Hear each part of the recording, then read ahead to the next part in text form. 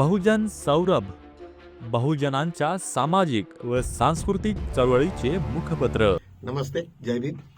मैं advocate doctor Siddharth कामले, दैनिक बहुजन सौरभ का मुख्य संपादक। देश में आज संसद का शीतकालीन सत्र आज खत्म हुआ, लेकिन जिसका अंत बड़ा बेकार हुआ। एक बिल तो कल तो आज तो पूरा दिन छुट्टी थी, कल तो पूरा दिन छुट्टी थी, लेकिन उसके पहले दिन जब उनको मालूम था कि किसी भी हालत में हमको मनरेगा को पूरा का पूरा बर्बाद करके हमें यहाँ पे रोजगार गारंटी योजना थी महात्मा गांधी के नाम पे, उसको भी पूरा खत्म करने का उन लोगों ने पूरा बीजेपी ने प्लान किया। मित्रों, ये जो बिल आया और उसके ऊपर में जब डिस्कशंस हुआ, सभी लोगों ने, विपक्ष ने किया कि भाई इसके ऊपर में पुनर्विचार करो, उसमें कुछ करेक्शंस करो, लेकिन कोई गवर्नमेंट सुनने के काम में नहीं, बिल्कुल नहीं सुन रही थी। और सबका सब मिलके मिडनाइट में सुबह सुबह के वक्त उन्होंने वहां पे पूरे के पूरे सांसद ओढ़ के बैठे थे रात में, और ऐसे वो बिल को पास किया गया। बड़ा दर्द लायक सिचुएशन थी। कई लोगों ने उसके ऊपर में बड़ी आपत्ति जताई और सब लोगों ने कहा कि हम तो इसको पूरा का पूरा हर स्टेज में लेके जाएंगे। ये इसलिए ये था कि कम से कम 100 दिन का गारंटेड एम्प्लॉयमेंट रूरल एरिया में सबको मिलता था, जिसके वजह से कुछ ना कुछ लोगों को राहत थी। तो फिर कौन से काम होते थे वहां पे? कुछ रोड बन रहे, कभी कुछ बन रहे, कोई तालाब बन रहे, कोई खेती केस में हो रहे, कोई गड्ढे में, मतलब अलग अलग टाइप के प्रोजेक्ट होते थे। वो गवर्नमेंट को बनाना था और उसका पूरा का पूरा पैसा 90% पैसा ये सेंट्रल गवर्नमेंट का आता था और 10% स्टेट का रहता था। अभी इन्होंने कहा कि नहीं, हम लोग तो नहीं देंगे, हम 40% तुम रखो, 60% हम देंगे। क्या वजह है, क्या नहीं होगा? वो इधर तो एम्प्लॉयमेंट तो देते नहीं, लेकिन रूरल एम्प्लॉयमेंट कोई बहुत बड़ा तो काम थे नहीं। वो गड्ढे खोदने का, कुछ खेती के बांध लगाने के, कभी किसी को और करने का, कभी तालाब खोदने के, कभी ऐसे छोटे मोटे जो गांव के अंदर में लोगों के सुविधा के जनक जो भी प्रोग्राम थे, वो सब के सब मनरेगा के साथ में होता था और उसको में काफी पैसा आता था, जिसके तहत आज पूरे देश की जो हालत है, कम से कम जो ग्रामीण भागों की, वो मनरेगा के काम के वजह से है।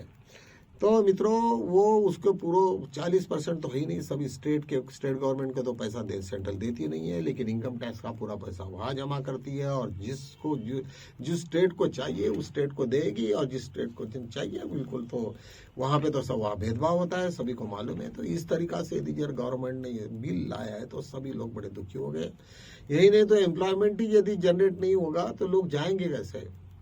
मित्रों, मुझे याद है कि लंदन में या अमेरिका में कुछ ऐसे लॉ है, लंदन में मैंने देखे, कि यदि पर्टिकुलर तुमने ये कोई होटल में गया और कोई भूखा रहा और उसने खाना खाया और बोले कि मेरे पास पैसा ही नहीं है, मैं कहाँ से दूं तुम्हें, तो उसको कोई सजा नहीं होती है। इसलिए क्योंकि वो करेगा क्या? अभी कल चल के कोई एम्प्लॉयमेंट ही नहीं और उसने बोले कि नहीं मैं बंदूक को ही अभी ये चालू करूंगा क्योंकि उसकी डिमांड है और मैंने इसी तरीका से क्राइम किया और मेरे पास में दूसरा कोई अल्टरनेटिव नहीं था, तो क्या करेगी गवर्नमेंट? उसको बोले कि मेरे पास में काम नहीं है तो मैं क्या करूंगा? कल चल के यहाँ पे कोई भूखा मर जाए तो वो तो पूरा कलेक्टर से लेके तो सब हिल जाते हैं। मैं एक डॉक्टर बाबा साहेब आम्बेडकर की फॉरवर्डेड बुक थी, एक इडगुंजी नाम के 1948 में एक पीएचडी होल्डर थे, उनका थीसिस डॉक्टर बाबा साहब आम्बेडकर के पास में आया था। उन्होंने सोशल इंश्योरेंस के ऊपर में उन्होंने किताब लिखी थी, जिसमें डॉक्टर बाबा साहब आम्बेडकर ने बहुत सारे सुझाव दिए थे और उसमें इम्पोर्टेंट था कि अनएम्प्लॉयमेंट बेनिफिट, जब भी कभी कोई किसी को काम नहीं होगा तो आपका स्टेट की जिम्मेदारी बनती है कि वो उसको एम्प्लॉयमेंट दे, और एम्प्लॉयमेंट देने के वजह से वहां से बहुत सारे जगह पे स्टेट में इधर उधर में छोटे मोटे काम पहले करते थे, एक पर्टिकुलर डेज के बाद में उन लोगों को फिर गवर्नमेंट में एब्सॉर्ब भी करते थे। इस तरीका से हमारे यहाँ पे बहुत सारा मनरेगा के इसमें बोलिए या फिर सुशिक्षित बेरोजगार योजना भत्ता होता था पहले, फिर उसके बाद में बढ़ा के उसको ये करते थे। तो ये दोनों प्रिंसिपल यदि डॉक्टर बाबा साहब आम्बेडकर ने उसी वक्त बताए थे, वो यदि होते हैं और कॉन्स्टिट्यूशनल राइट्स है उनके कि राइट टू एम्प्लॉयमेंट, तुम्हें एम्प्लॉयमेंट देना ही देना है, नहीं दोगे तो यदि उन लोगों ने कल चल के बंदूकें चलाई और कुछ हुआ, क्राइम किया, तो उसके लिए स्टेट जिम्मेदार रहेगा। ऐसा कुछ नहीं है, उनको जेल में भी डालो क्योंकि या कहीं भी डालो तो कोई केस नहीं बनता। तो ये ऐसे टाइप के सिचुएशंस को क्यों लाती है? हमें सबसे इम्पोर्टेंट बात यह है कि बीजेपी के दिमाग में ऐसी खुरपती करने की बात ही क्यों आती है? जबकि एम्प्लॉयमेंट तो लोगों को देते नहीं। और जो ग्रामीण में 100 दिन का गारंटेड एम्प्लॉयमेंट था उसको भी खत्म करने का, जो उनको मालूम है कि यहाँ पे गरीब टप्पे के लोग हैं। और आज तो ऐसी हालत है कि अभी कर्नाटका का अभी नहीं, केरल का देखा है आपने, पूरे ग्रामीण भाग से तो बीजेपी पूरी लंबी हो गई है, सिर्फ आई तो सिटी के अंदर में कुछ है। तो ऐसे सिचुएशन में क्यों ऐसे बर्बादी के पीछे पड़े हैं मुझे नहीं मालूम, लेकिन इसके बारे में बड़ा सोचना पड़ेगा। पूरा विपक्ष एक है, पूरे विपक्ष पूरे भारत भर इसके ऊपर में धरना देगी और बीजेपी को पूरा ग्रामीण से हटा देंगे। वो इस तरीका से हरकतें करने की जरूरत क्या थी? मैं ये समझ रहा हूँ, ये समझता हूँ कि भाई अडानी के लिए वो जी जान कर दे, देश को बेच दो, मुझे कोई लेना देना नहीं उससे, हम लोगों को। लेकिन जो गरीब लोगों को कम से कम जहां से एम्प्लॉयमेंट मिलता था, उनकी जमीनें, उनको भी एम्प्लॉयमेंट नहीं दे तो वो क्या करेंगे? वो ऐसे खुरपती करने का और इस तरीका से लोगों को एंटी नेशनल काम करने का तो निश्चित रूप से एक ऐसा वक्त आना है कि लोग यहाँ तक अभी बोल रहे हैं कि अभी ये सुधरेंगे ही नहीं और किसी भी हालत में नहीं, तो उनको मालूम है क्या करना है। बाकी भी जो स्टेट के, बाकी जो भी देश के जो हाल हो गए वो शायद हमारे भी यहाँ होने की संभावना को कोई नकारा नहीं जा सकता है। तो मित्रों, ये सब चीजें जब हुई तो, और वो भी मिडनाइट में, दूसरे दिन तो पूरा सेशन था, उस दिन जाके ओम बिरला ने कहा कि नहीं आज तो हम लोग ये वॉकआउट करेंगे और हम लोग नहीं चलने देंगे। अरे कल रात में तुमको मिडनाइट में तुम्हें वो पास किया बिल, वो तो दूसरे भी दिन चर्चा हो सकती थी, उसमें क्या प्रॉब्लम है? तो बदमाशी की भी कोई एक हद है, एक पर्टिकुलर एक लेवल है, और ये सब रिकॉर्डेड है, रिकॉर्डेड होता है। तो इससे क्या है कि कई सालों तक भूलेंगे नहीं। ये जिस तरीका से बीजेपी ऊपर जा रही है, वो 10 साल के बाद में तुम्हें पता भी नहीं चलेगा नक्शा में कि वो बीजेपी कहाँ थी, कहाँ गई है। सब लोग जेल में जाएंगे, सब लोग। तो मित्रों, ये सब जो चल रहा है ये बराबर नहीं है। एक छोटा सा एक वीडियो अभी बिहार का आया है, जिसमें यहाँ पता चला कि कुछ लोगों ने विटनेसेस दिए कि भाई हमें चीफ इलेक्शन कमीशन के ऑफिस से फोन आया कि भाई तुम्हें ये काम करना है। हमने उसको मना ही कर दिया। उन्होंने यहाँ तक लोगों को बताया कि ऐसे ऐसे इन लोगों ने किया। तो नीतीश कुमार तो अभी चुप बैठे हैं, उनको तो कुछ करना नहीं है, और वो भी जाएंगे तो फुल्ली सिक्योरिटी में जाएंगे। अभी कहा की सिक्योरिटी में, कहा का क्या, कब तक तुम सिक्योरिटी में रहोगे? कोई मतलब तो है ही नहीं है। अभी ये इन इलेक्शन के अभी इस वक्त जब पार्लियामेंट सेशन चल रहा था, तब राहुल गांधी भी बाहर थे और नरेंद्र मोदी भी बाहर थे। लेकिन राहुल गांधी बड़े बड़े इंडस्ट्रीज में वहां जाके, जर्मनी में कैसे कैसे इंडस्ट्री चलती उसमें, और वहां पे इतनी भीड़ थी राहुल गांधी को मिलने के लिए। ऐसा पता चला कि 1500 लोग ऐसे वहां पे आए थे वहां मिलने को, और उनको नंबर नहीं मिल रहा था, उनको मिलने के लिए जगह नहीं थी। तो वो लोगों ने अलग अलग तरीके से वो राहुल गांधी को मिलने की उनकी ख्वाहिश थी, और वहां पे जिस तरीका से उनका ये भाषण हुआ, सब कुछ बातें हो गई। तो निश्चित रूप से अंग्रेजी तो राहुल गांधी का तो वही का ये रहा, तो वो निश्चित रूप से मुझे लगता है कि वो काफी ये रहे।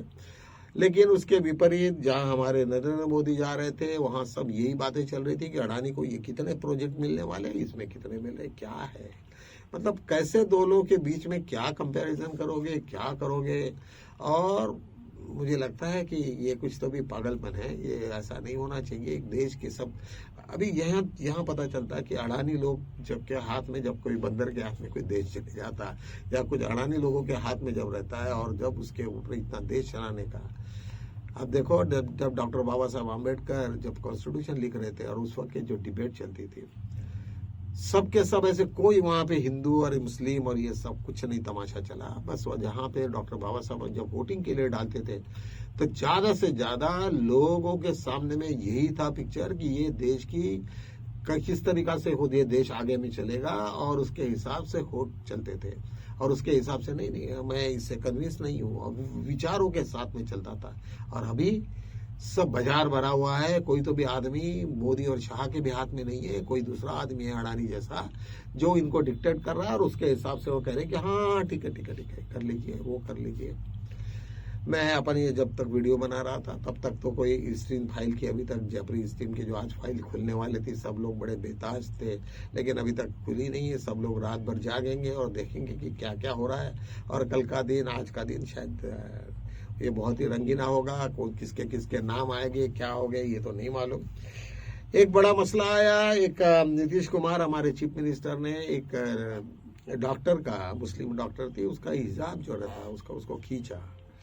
अभी क्या इंटेंशन है, क्या है, और सेकंडली उसके तरफ में ऑल ओवर इंडिया में बड़े ये मॉल ये हुआ, सब मुस्लिम लोग वहाँ पे आए और मुस्लिम लोगों ने उसको बहुत ये बनाया, उसका इशू बनाया। और सबसे पहले जहाँ पे सेंट्रल गवर्नमेंट की का कब्जा है श्रीनगर में, वहाँ पे पहला एफआईआर हुआ।